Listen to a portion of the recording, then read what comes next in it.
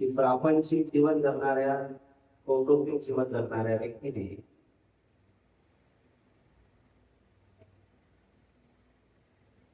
आपलं पुण्य अधिक वाढावं यासाठी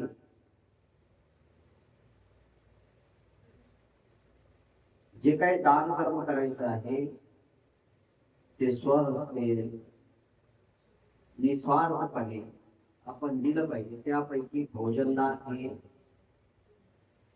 अग्रसर म्हणतात. तसं भिक्षूंसाठी 4 वस्तू हे किंवा 4 दान हे देणं आपल्यासाठी खूप लाभदायक असतं. एक भोजनदान आहे, पत्त जीवनदान आहे, औषधी दान आहे आणि विहार दान. भोजनदान ते दान आहे की त्या दानामुळे आंतरिक दुःख कमी होतात. जसं देणाऱ्याला लाभ होतो तर घेणाऱ्यालाही सुद्धा तो लाभ होत असतो. भगवंत म्हणतात देणाऱ्याला या 4 गोष्टीचा लाभ होतो. आयु वन्नम सुखम बलम. देणाऱ्याला जो काही दान करतो त्याला 4 गोष्टींची फलप्राप्ती होते. आयुष्य वाढतं, वर्ण प्राप्त होते, रूप प्राप्त होते. ज्यासाठी मानव जग धडपडत आहे ते प्राप्त करण्यासाठी किंवा ते अनुभव घेण्यासाठी, ते म्हणजे सुख. आणि सुख अशी गोष्ट आहे की सुख काही खरीदल्या जात नाही. सुख काही कुठे विहारात गेल्यानंतर, मंदिरात गेल्यानंतर, त्या मंदिरात काही चढवल्यानंतर किंवा ज्याला आपण नैवेद्य म्हणतो तो नैवेद्य दिल्यानंतर प्राप्त होते असं काही होत नाही. जिवंत व्यक्तीसाठी दान करणं हे खूप महत्वाचं आहे. म्हणून दान ते आपल्यासाठी फलदायी होईल. त्यामुळे जिवंत व्यक्तीला आपण ज्यावेळेस दान कर्म करतो त्यावेळेस सुखाची लहर निर्माण होते. बल म्हणजे शक्ती, धम्माचं बल आहे. कधी कधी आपण एक कोटून काम करतो त्याला एक शक्ती म्हटल्या जाते आणि धर्माची शक्ती वाढवण्यासाठी त्यांनी ते प्रयत्न करणं गरजेचं आहे. भोजनदान देत असताना भगवंताने अगदी दानाची महती सांगितली. कोणाला दिलं पाहिजे, कधी दिलं पाहिजे, काय दिलं पाहिजे, ज्याचा मनुष्य लोकांमध्ये खूप लाभ घेतात. संगवंताला बोलत असताना आपण म्हणतो पुण्यम खेतम लोकसार. भिक्षा हा लोकांच्या पुण्यक्षेत्राचा भाग आहे, पुण्यक्षेत्र आहे. जसे की जमीन आहे, या जमिनीमध्ये शेतकरी खूप चांगल्या प्रकारची मशागत करतो. मशागत केल्यानंतर तो पेरणी करतो. त्याला जे पेरायचं आहे तो पेरणी करत असताना हे लक्षात घेणं गरजेचं आहे. त्याला काय पेरायचं आहे, जसे की तूर पेरायचं असेल तर शेतात गेल्यानंतर तुरीचं काय मुठभर एकाच ठिकाणी तो जागेवर टाकत नाही.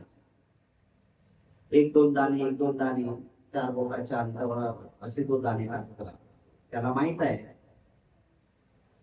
2-3 जर दाणे आपण टाकले तर त्यातला किमान 2 जरी गेले असले तर तिसरा मात्र तो उगवतो आणि आपल्याला त्याची फळ प्राप्त होतं. पेरत असताना जमिनीमध्ये फक्त आपण एक दाना टाकत असतो तर त्या दाण्याचं रूपांतर किती महत्वाचं होते ते त्या कुशल शेतकऱ्यावर अवलंबून आहे.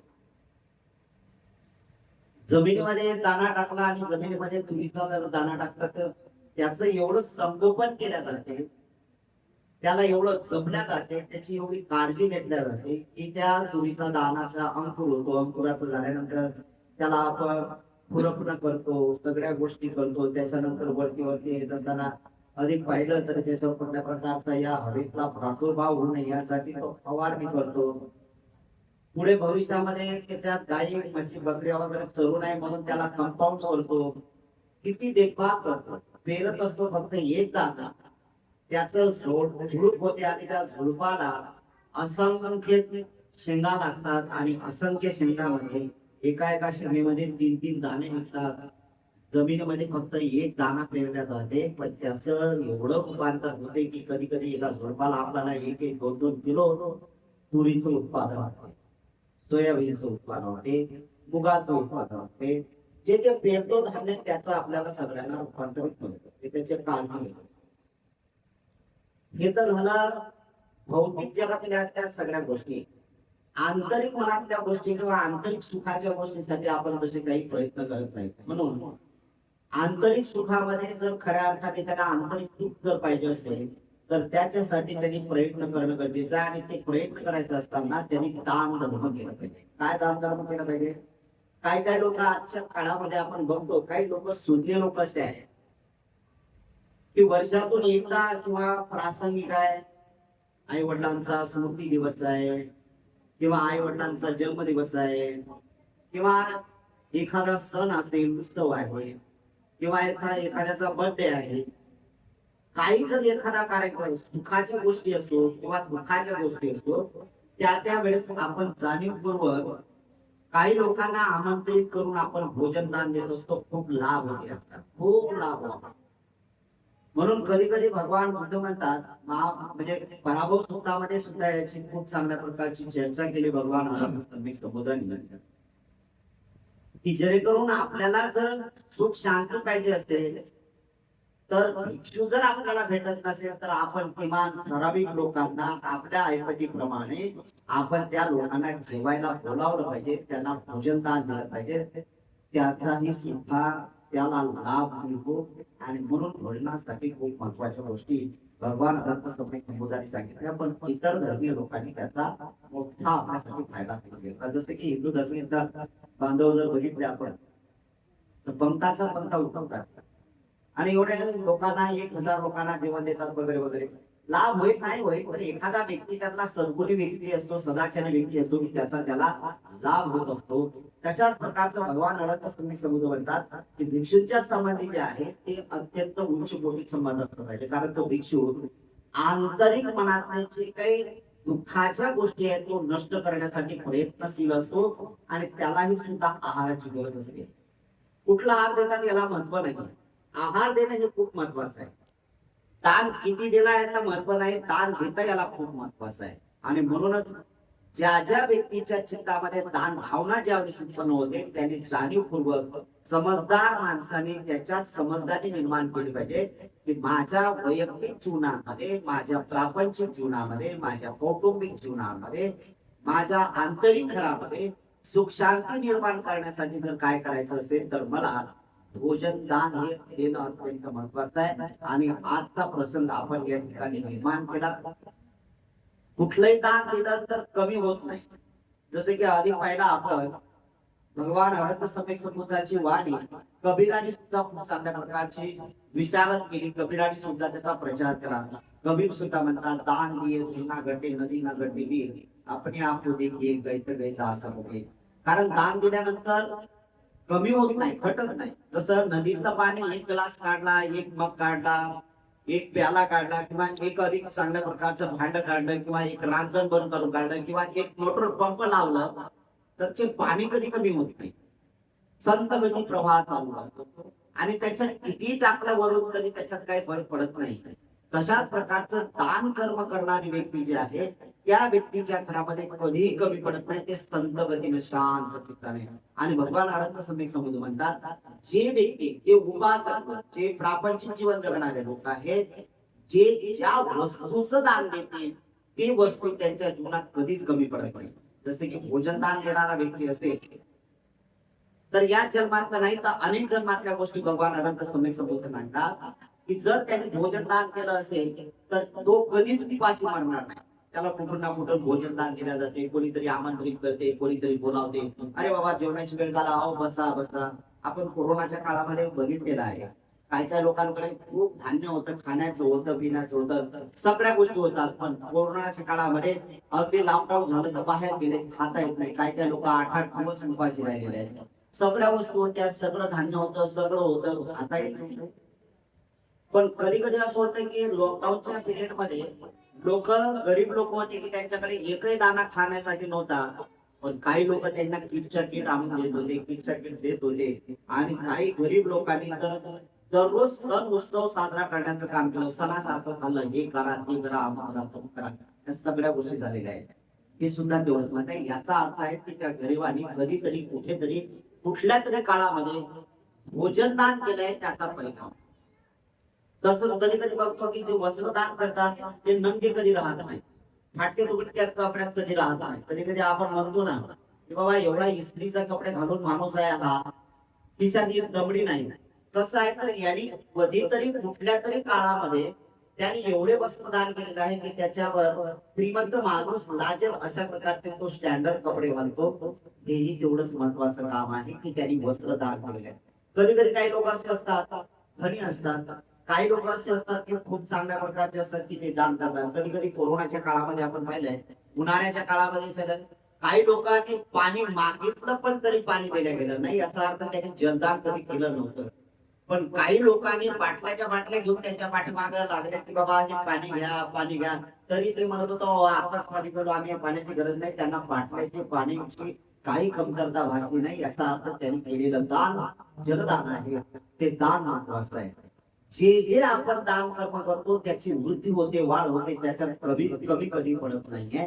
अशाच प्रकारचे लोक आहे. आणि म्हणूनच आहे की भगवान अनंत सम्यक संबुद्ध जाणीवपूर्वक म्हणतात की काश्यप अनंत सम्यक संबुद्धाचं सिद्धार्थ बोधिसत्व, सिद्धार्थ सम्यक संबुद्ध हे आपल्या पूर्वजांचं, आपल्या वारसा हक्क चालवणाऱ्या महापुरुषांचा वारसा सांगत असताना एक भगवंताचे काश्यप अनंत सम्यक संबुद्ध होते, त्यांची कथा सांगतात की तेही सुद्धा एका ठिकाणी श्रावस्तीमध्ये होते. जेतपणामध्ये, जेतपण नसेल ते पण जेतपणाच्या परिसरामध्ये होते, श्रावस्तीमध्ये होते. आणि तिथलं एक आहे की एक निर्धन माणूस होता. आजूबाजूला एक आहे. दुपारच्या वेळेला मध्ये काय केलं की एका गावातला कोणीतरी पुढारी असतो किंवा एक चांगला धार्मिक कार्यकर्ता असतो. तो कार्यकर्ता असं वाटतं की त्याला आपण जाऊया श्रावस्तीच्या जेतपणात. तोही गेला. भगवान अनंत काश्यप सम्यक संबुद्ध उपदेश करत होते, दानाच्या संबंधी बोलत होते. आणि दानाच्या संबंधी बोलत असताना 4 गोष्टी भगवान अनंत काश्यपाने सांगितलेल्या आहेत. जो व्यक्ती दान देत नाही त्याला तो परिणाम नाही, तो देत नाही त्याचे परिजनातले लोकही सुद्धा तसेच, म्हणजे त्याला तसा लाभ नाही. त्याचे व्यक्ती त्याला मिळणाऱ्या गोष्टी जसे असतात तसे त्याला ती प्राप्त होतो. जसं दान देणारे व्यक्ती जे आहे, आपण दान कर्म केलं पाहिजे. तो दान देत नाही पण लोकांना प्रवृत्त करतो की तुम्ही दान द्या. याचा अर्थ आहे की त्याचे जे नातेवाईक आहेत ते देणारे, ते त्यांच्याकडे धनसंपदा जास्त असते. पण हा जो लोकांना स्वतः दान करत नाही, दान न केल्यामुळे हा दरिद्री राहतो, त्याचा लाभ त्याला मिळत नाही. त्याचे परिजन त्याला खूप महत्वाची मदत करतात किंवा त्यांच्याकडे धनसंपदा होतो. दुसरा एक वृत्तीचा माणूस आहे की जो लोक स्वतः दान करतो पण लोकांना प्रवृत्त करत नाही. त्याच्याकडे धनसंपदा जास्त होते पण परिजन, त्याचे नातेवाईक आहेत ते त्याला दरिद्री भेटतात. तिसरी व्यक्ती आहे की जो स्वतः दानही देत नाही आणि दुसऱ्याला प्रवृत्त करत नाही. तो दरिद्री व्यक्ती आहे की त्याला खायला मुमताज आहे, खायला त्याला मिळत नाही. अशा प्रकारची त्याची अवस्था प्राप्त होते. आणि चौथ्या पद्धतीचा माणूस आहे की तो स्वतः दान करतो आणि दुसऱ्यांना प्रवृत्त करतो की तुम्ही पण दान कर्म करा. पहिल्या व्यक्तीला काय होतं की तो स्वतः दान कर्म करत नाही, पण लोकांना तो प्रवृत्त करतो, तर त्याला लाभ होते. काय तर दरिद्र व्यवस्था माहित आहे. ठीक आहे की जुनं एक उदाहरण आहे, मी स्वतःही सुद्धा त्याचा अनुभव केलेला आहे. की गावातला पाटील होता, त्याच्याकडे संपत्ती खूप होती, एवढी संपत्ती होती, पण ज्यावेळेस शेतावर जायचा ना तर भाकरी घेऊन जायचा आणि भाकरी घेत असताना त्या लाल मिरच्याचा ठेचा घेऊन त्याच्यावर तेल सुद्धा भेटत नव्हतं. याचा अर्थ त्यांनी लोकांना, त्यांच्या नातेवाईकांना त्यांनी दान धर्म करायला शिकवलं, पण स्वतः कधी दान धर्म केला नाही. असे लोक दरिद्री असतात. ही अवस्था आपल्यालाही सुद्धा माहित आहे आणि त्यानुसार होते. आपण कधी हा विचार करतच नाही. म्हणून प्रत्येकाने दान कर्म केलं पाहिजे. याचा अर्थ असं झाला की हे प्रवचन ऐकत असताना दान प्रवृत्त केलं पाहिजे. आपण दिलं तर पाहिजेच, पण दुसऱ्यालाही सांगितलं पाहिजे की तुम्ही सुद्धा दान धर्म करत राहा. किती करता याला महत्व नाही, काय करता याला महत्व नाही, दान कर्म करणं गरजेचं आहे. ते शब्द ऐकत असताना एका श्रावस्तीच्या बाजूला एक खेडगाव आहे, त्या गावातल्या माणसाने ऐकलं आणि त्यांनी सुद्धा गावातल्या लोकांना सांगितलं की उद्या आपल्याला भिक्षू संघाला आमंत्रण करायचं आहे. मी आमंत्रित केलं. तो काश्यप हरत सम्यक समुद्रांकडे गेला आणि भगवंताला सांगितलं की भगवान, उद्या आमच्या गावात आपण भोजनासाठी यावं भिक्षू संघासाठी. त्यावेळेस काश्यप हरत सम्यक समुद्र म्हणतात, किती भिक्षू पाहिजे? तर त्यांनी सांगितलं की भगवान, आपल्यासह भिक्षू संघाला आम्ही आमंत्रित करतो. त्यामुळे काश्यपांनाही सुद्धा अनंत सम्यक संबुद्ध आहे, त्यांना सुद्धा जेवायला बोलावलेलं आहे, भोजनासाठी आमंत्रित केले आहे. गावात गेल्यानंतर याने दुपारी गेला आणि गावात चर्चा केला. जे श्रीमंत माणसं होते, गरीब होते, सर्वसाधारण होते, एक त्याच्यात निर्धन होता. गावातला एखादा कुटुंबातला राहत असतो की निर्धन आहे, काहीच त्याच्याकडे काही कमी म्हणजे काहीच नाही, खाण्यासाठी सुद्धा त्याला काही भेटत नाही, असा निर्धन माणूस, दरिद्र माणूस. आणि त्याने ऐकलं की बाबा जेवण द्यायचं आहे, तर मग कोणाला किती आहे त्याने आव्हान केलं. आणि मग कोण आहे गावातला सावकार आहे, तर त्याने जवळजवळ 100 लोकांचं भिक्षूंचं भोजन घेतलं. कोणी 50 घेतलं, कोणी 20 घेतलं, कोणी 30 घेतलं, कोणी 10 आला, कोणी 5 आला. आणि प्रत्येक वेळा जो बोलत होता, तर तो बोलत होता की बाबा निर्धनाला तो प्रोत्साहन करत होता, अरे तू एखाद्या भिक्षुकाचं भोजन दान कर. 1 तास झालं, 2 तास झालं, 3 तास झालं, चौथ्यांदा तो निर्धन माणूस म्हणतो, तो दरिद्री माणूस म्हणतो, बाबा माझ्याकडे काय देण्यासारखं आहे भक्तीला? मी काय, अरे मी कामाला गेलो तरच माझं पोट भरेल, मला कामालाही कोणी सांगत नाही. आणि मी गेलो त्यावेळेस माझ्या कुटुंबाचा, माझ्या पत्नीचा आणि माझं पोट भरणार आहे, अशी परिस्थिती आहे माझ्या. मी भिक्षूला देऊन मला काय लाभ होणार? पुन्हा एक गोष्ट झाली, पुन्हा एक झालंय. पण एक त्याच्या बाजूला एक लिखाण करणारा होता, त्याने लिहून घेतलंय की बाबा सावकाराला एवढे पाहिजे, तेवढे पाहिजे, तेवढे. शेवटी बोलत असताना त्याच्या मनावर एवढा परिणाम झाला. एका भिक्षुकीची जी गोष्ट आहे, तो काय करणार बघूया आपण. मोठ्या कष्टोकष्टी त्याने सुरुवात केली आणि त्याला सांगितलं की हरकत नाही, मला एक भिक्षूला भोजन द्यावे. तर त्याला असं सगळ्यांना, तो पुढारी माणूस होता, त्याला असं वाटलं या हा दरिद्री माणूस आहे, हा काय देणार आहे जेवण. बस घरी जात असताना विचार केला की बायकोला सांगू तर कसं सांगू. बायकोला सांगावं तर बायको ना ओरडव माझ्यावर, बायको माझ्यावर रागाव आहे, बायको काय परिस्थिती आहे मला समजेल नाही. म्हणून विवंचनेमध्ये गेला, अगदी शांत गेला की आता बायकोचे बोलणे खायचे आहे बाबा, काय करायचं आहे. म्हणून घरी जात असताना बायकोला सांगितलं की उद्या आपल्याकडे एका मी भिक्षूला आमंत्रित केलेला आहे भोजनासाठी आपण. बायकोला खूप आनंद झाला. सांगितलं अरे खूप चांगली गोष्ट आहे की आपल्याकडे एक भिक्षू भोजनाला येतात ना, खूप चांगली गोष्ट आहे. हर्षमध्ये झाले. बायकोनं होकार दिल्यानंतर याला जे टेन्शन आलं होतं, याला जो अगदी मनामध्ये त्याच्या खलीवती होती, ते दूर झाली. अरे मी सांगितलं माझ्याकडे उद्याचं जेवण नाही, काय नाही, मी भिक्षूला बोलवणार, कसं झालंय. बायकोच्या चेहऱ्यावरचा आनंद बघून याच्याही चेहऱ्यावर प्रसन्नता आली. आणि बघता बघता बाहेर झालं की ज्या सावकाराच्या कडे जे काही भोजनाला भिक्षू 100 रुपये येणार होते, ते बाहेर आला. आणि त्याने बाहेर आल्यानंतर त्यांनी सांगितलं बाबा हा माणूस निर्धनी माणूस होता, त्याच्याकडे आले. सांगितलं अरे बाबा आमच्याकडे कामाला येतो का? तर म्हणलं हा येतो. मी म्हणलं काय काम आहे? तर म्हणले लाकडं फोडायची आहे, माझ्याकडे उद्या भिक्षू येतात, ते लाकडं फोडायचं आहे, तुला जे काय काय लाकडं फोडल्यानंतर मजुरी काय द्यायची आहे ती मी दे. सांगितलं हरकत नाही. त्यावेळेच चलन होतं काय, तर मजुरी काय करायचं आहे, तर तांदूळ द्यायचे, डाळ द्यायची, जे काय असेल ते त्याला द्यायचं. हात एवढा व्यवहार. जसं की आजच्या प्रसंगी मजुरी म्हटलं की त्याला मोबदला देते, पैसे दिल्या जातात, त्याला रुपये दिले जातात. तशा प्रकारचं त्यावेळेच चलन नव्हतं. काय असेल ते अधिक प्रमाणात काय, पण मुख्यतः अन्नधान्याचा व्यवहार जास्त चालायचा. प्रसन्न झाला की त्याने विचार केला, एका भिक्षूला भोजन दान देतो मी, तर मला लगेच चटकन काम लागलं. बघता बघता त्या सावकाराची बायकोही बाहेर आली. ती सुद्धा एका महिलेला शोधत होती की घरातले तांदूळ निवडायचे आहे, डाळ निवडायची आहे काय, म्हणून ती पण आली. आता त्याची बायको पण येत आहे आणि तिने सहज म्हणलं, काय ग म्हणले, तू कुठं बाहेर चालली का? म्हणले नाही, मी सहज बाहेर आले. काय करायचंय? म्हणजे माझ्याकडे एक काम आहे, तुला येतेस का कामाला? म्हणले हा मी येते. काय काय काम आहे? म्हणले उद्या आमच्याकडे भिक्षू संघ जेवायला येतो, तर त्यासाठी तांदूळ आणि डाळ निवडण्यासाठी तू पाहिजे.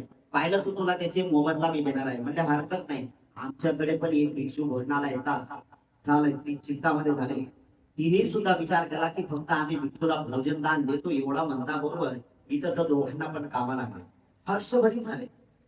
इंधन फोडतोय तर चेहऱ्यावर एवढी प्रसन्नता.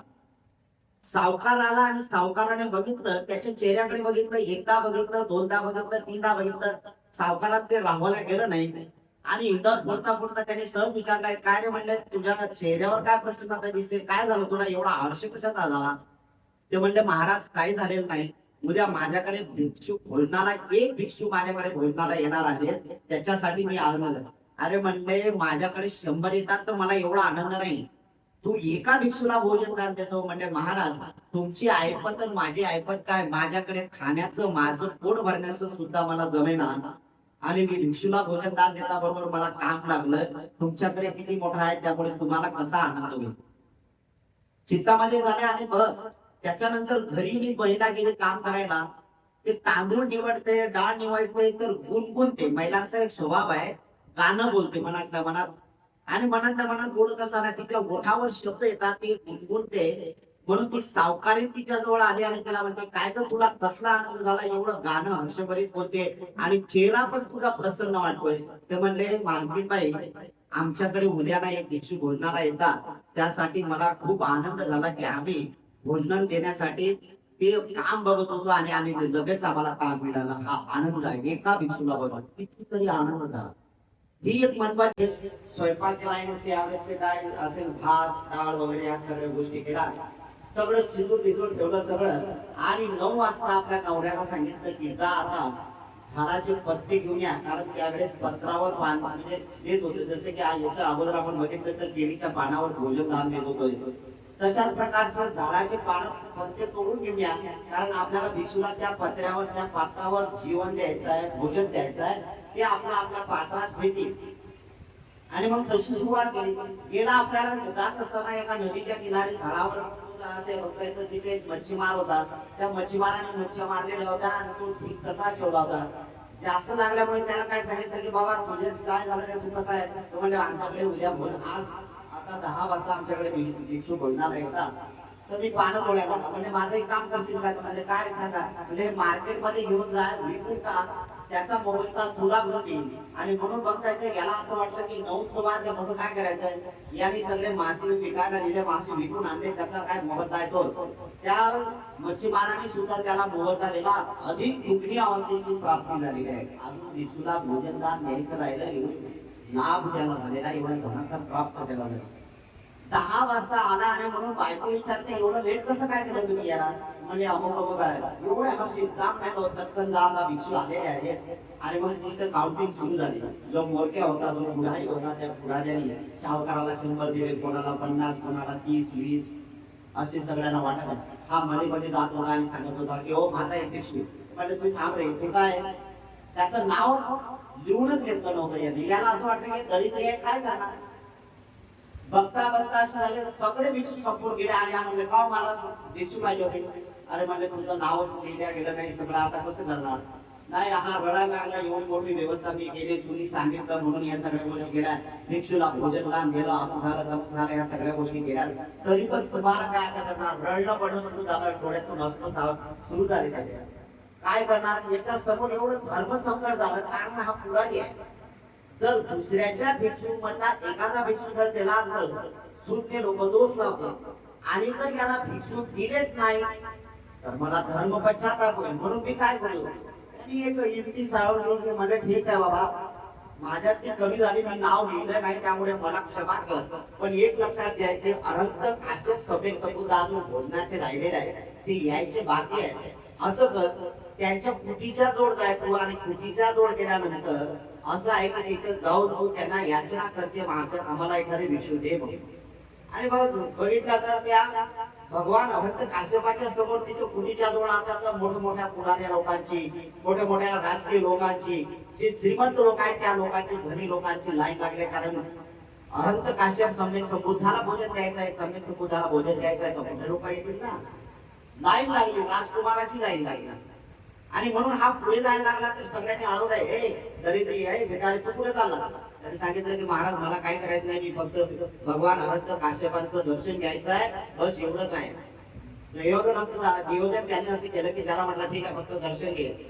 कुटीच्या जवळ गेला, आणि कुटीच्या जवळ जात असताना गुडघा बसला, दोन्ही हात केले, डोळे बंद केले, डोळ्यातून दोन्ही अश्रू सांडले आणि याचना करायला लागल्या की भगवान फक्त एक भिक्षू माझ्याकडे तुम्ही पाठवा, एकाच भिक्षूचं मी भोजन बनवलेलं आहे, एक भिक्षू पाठवा. संयोग असा झाला की ताटी उघडत असताना ज्या सम्यक संबोधाने आपलं पात्र ज्याच्या हातात ठेवलं की त्याच्याकडे भोजन असायचा, हा एक त्याचा नियम. म्हणून हे दोन्ही हात केल्यानंतर जसे भगवंतानी ताटी उघडले आणि उघडल्यानंतर समोर बसलेला होता, या दोन्ही हातावर भगवंतानी त्याच्या पात्र ठेवलं आणि सगळे लोक अवाक झाले आणि हे पुढे निघत झाले. गेल्यानंतर भगवंत काश्यपांना भोजन दिलं. एवढा दुखणा, मी तर एका भिक्षूची आराधना करत होतो तर साक्षात मला भगवान अनंत सम्यक संबुद्धांचं भोजन दिलेलं आहे.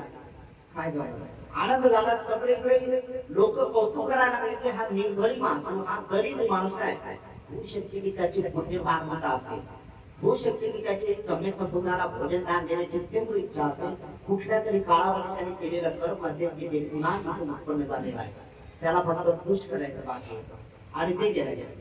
भिक्षूंचं भगवंताचं भोजन झालं आणि भोजन झाल्यानंतर लगेच अनुमोदन केलं गेलं, आशीर्वाद दिला गेला. आणि आशीर्वाद ज्या ठिकाणी काश्यप अनंत सम्यक संबुद्ध जेवायला बसले होते त्या दोघांनी गेलं. पात्र याने हातात घेतलं, भगवंत पुढे जाताय, पात्र घेऊन आहे म्हणून त्याची बायको सुद्धा बाहेर आली की भगवंताला वाटेल लावायचं आहे म्हणून. बाहेर येत तर बघताय तेव्हा एक असा चमत्कार झाला की ज्या ठिकाणी भगवान काश्यप अनंत सम्यक संबुद्ध जेवायला बसले होते तिथं सोन्याच्या विटा निर्माण, आणि सोन्याच्या विटा निर्माण झाल्यानंतर यांच्या मनामध्ये काहीच नाही. म्हणून भिक्षू भगवंत दिसेनासे झाले म्हणून ते घरात गेले. आणि घरात गेल्याबरोबर तिने ते बघितलं, आणि जशी घरात गेल्याबरोबर तशी घरातून बाहेर आली आणि रडत बसली. रडत बसल्यानंतर भगवंताला तिथं सोडला आणि पुन्हा ते घरी यायला लागले. बारात वाजले, बाई घरात जायना आणि रडले तर गेले ना बाई, नवऱ्याच्या गळात पडले आणि सांगितलं हा काय अपराध झाला, कोणीतरी आपल्या घरात धन टाकलं आणि काय होणार, हे आपलं नाही. म्हणून नवऱ्याने बघितलं, नवराही रडायला लागला. आता कसं करणार, थोडस शांत राहिले. आणि मग काय करायचंय तर त्या राजाच्याकडे घेऊन गेले.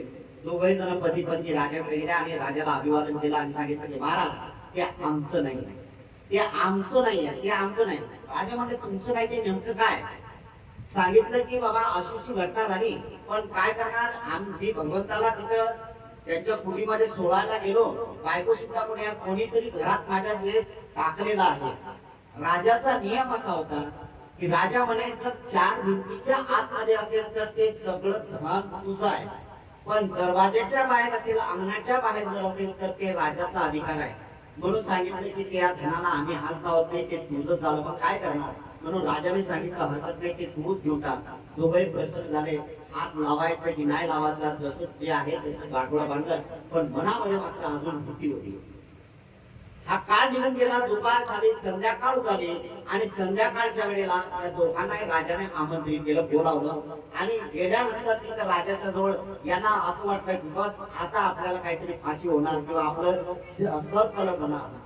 आणि राजाच्या दरबारामध्ये गेल्यानंतर राजाने घोषणा केली की माझ्या नगरात एवढे इमानदार लोक आहेत की जे स्वतःची वस्तू नसताना एवढी इमानी इतबारे जीवन जगणारे लोक आहेत. म्हणून राजा प्रसन्न झाला आणि सगळ्या लोकांच्या समोर त्यांनी केलंय की आजपासून या नगराचं नेतृत्व करण्याचं हे नगरी यांना आपण दान करण्याचं काम केलेलं आहे. म्हणून राजाने त्याचा सन्मान केला आणि त्या वतनदारीचा त्याला देऊन टाकली गावाची, आणि ते खऱ्या अर्थाने मोठे नदी बनले. याचा अर्थ असा आहे की भगवान अनंत समय संबोध म्हणतात की दान हे करत असताना कुठल्या ना कुठल्या माध्यमातून कशी न कशी प्राप्ती होण्याची वृत्ती निर्मिती होत असते. आपल्या चित्ताची शुद्धता आणि आपण असणारी जी भावना करत असतो त्याच्यावर ते अवलंबून आहे. आणि म्हणूनच आजच्या या वर्षवासाच्या प्रसंगी सुद्धा आपण आम्हाला भोजन दान दिलं. या भोजन दान दिल्यानंतर या सत्यवचनामुळे आपल्या सगळ्यांचं खूप मंगल हो, आपलं सगळ्यांचं खूप कल्याण हो, आपल्या सगळ्या लोकांचं भलं हो, भलं भलं भलं.